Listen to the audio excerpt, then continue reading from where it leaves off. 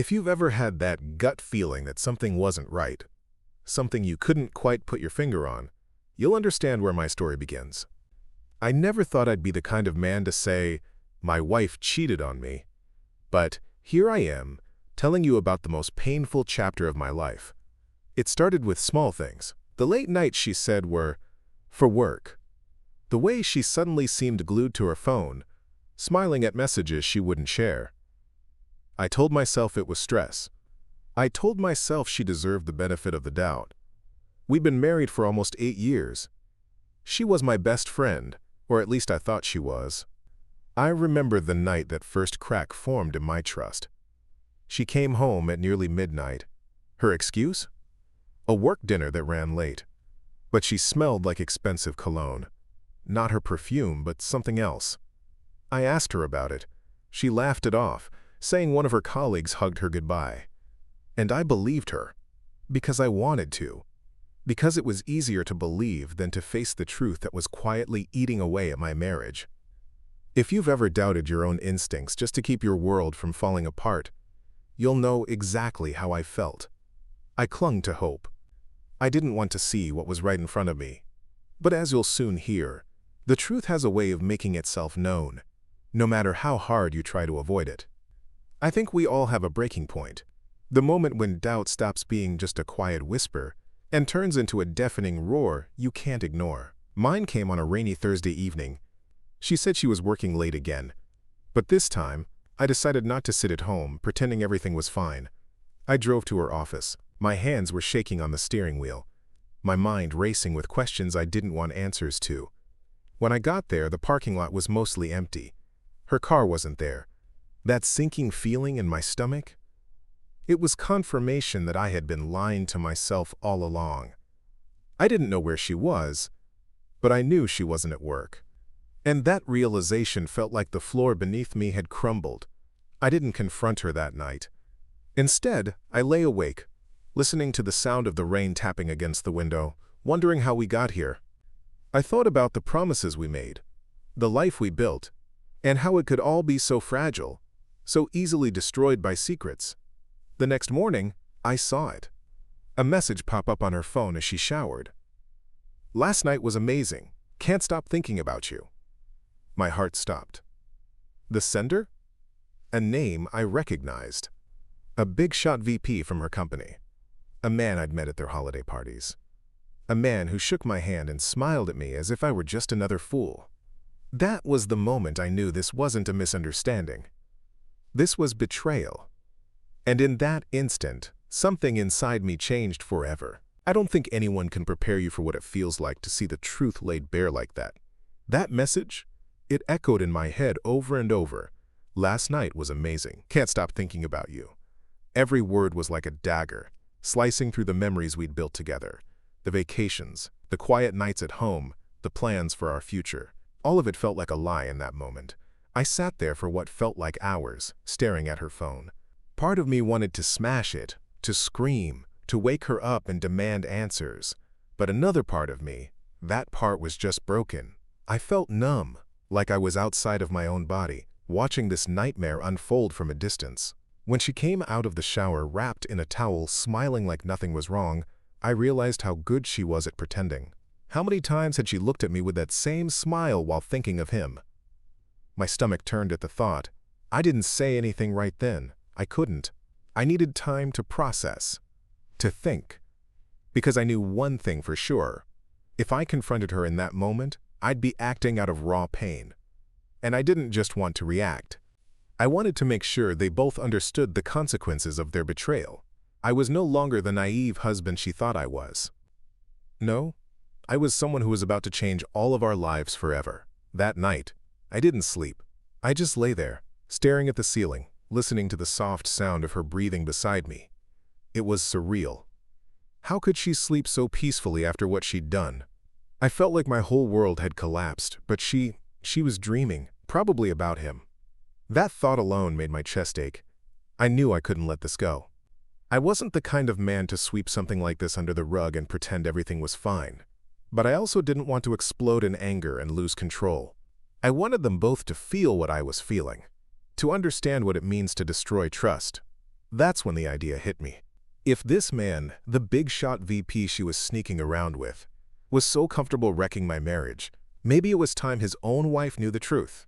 I started gathering evidence quietly. Screenshots of messages, details about when they met, anything that would paint a clear picture. I wasn't going to accuse without proof. I wanted the truth to speak for itself. Every time I saw her after that, it felt like I was living with a stranger. The woman I married, the one I thought I'd grow old with, had been hiding this ugly secret. But soon, the secret would come crashing down on both of them. I just had to be patient. I wasn't out for revenge. Not exactly. I was out for justice.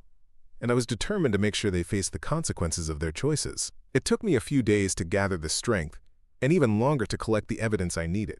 I wasn't going to go to his wife with vague accusations. I needed facts. I needed her to see the truth with her own eyes, just like I had. So I kept quiet. I acted normal around my wife, even though every smile felt fake, every kiss felt hollow. I remember the exact moment I reached out to his wife. My hands were shaking as I typed out the message on social media. I introduced myself, gently, respectfully. I told her I was sorry for what I was about to share, but that I believed she deserved to know. And then I attached the screenshots, the messages, the hotel confirmations, the proof that her husband and my wife weren't just co-workers. For hours I stared at the screen, waiting for a reply. My heart pounded with a mix of guilt, fear, and relief. Was I doing the right thing? Was I just causing more pain? But deep down, I knew. She had the right to know, just like I had the right to know when my world was ripped apart. Finally, late that night, she replied. Just one sentence at first. Can we talk? And that's when everything truly began to unravel. Not just for them, but for me too. Because I had no idea how far-reaching the consequences of my message would be. The next day, I met her at a small cafe on the edge of town. I barely recognized her at first. She looked tired, like she hadn't slept a wink. I imagined I looked the same. When she sat down across from me, I saw the tears in her eyes.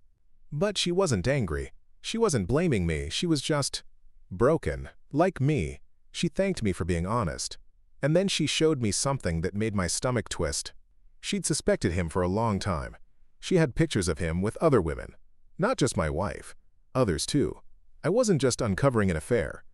I was uncovering a pattern of betrayal that had been going on for years. My wife wasn't his first, and I realized bitterly she probably wouldn't have been his last.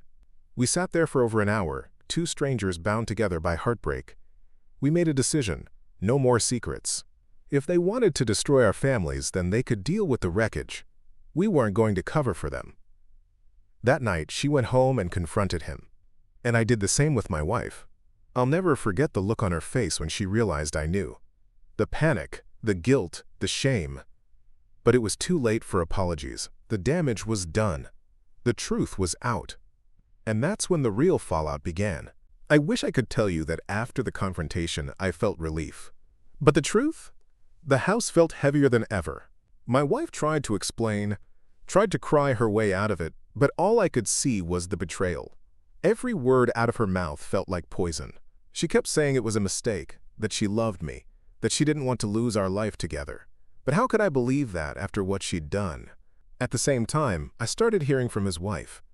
She didn't just quietly file for divorce. No, she went scorched earth. She exposed him at his company, sent the evidence to HR.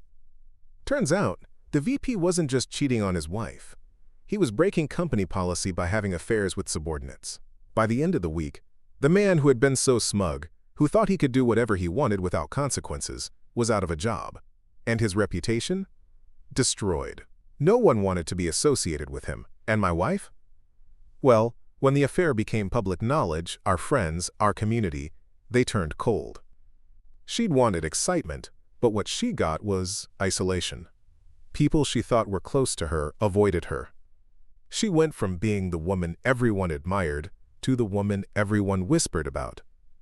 Karma didn't come gently. It came like a storm, tearing down the fantasy world they had built together. And me? I started realizing it was time to think about my future without her in it. After everything came crashing down around them, I found myself standing in the ruins of my marriage, wondering what to do next. Nights were the hardest. The silence in our home felt like a scream. The bed felt too big, too empty. My mind raced with memories. The good times, the promises, the plans, all shattered by that betrayal. But I also started seeing the truth. I had been lost in that relationship for too long, giving and giving, while she had been searching for something she claimed I couldn't give. It was time for me to stop mourning what was broken and start building something new for myself. I focused on my work, my passions, my friends, the people who had stood by me. The small victories felt huge. A project completed. A weekend hiking trip I'd always put off.